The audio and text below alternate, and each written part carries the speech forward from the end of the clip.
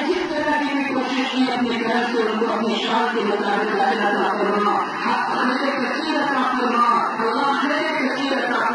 अल्लाह ताला हम सबको आफियत के साथ और इस्लाम और तमाम मुसलमानों के इस मुल्क में आफियत और इज्जत के साथ क़यामत के फैसले और जीने के फैसले फरमा।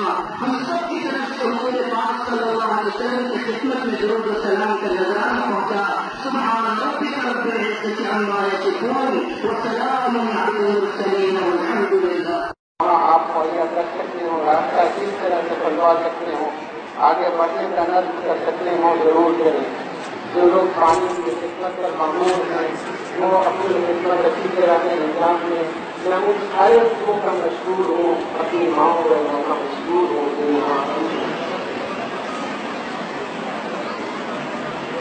देर की तरफ से इशारा हो रहा है, थोड़ा सा ठहर जाए।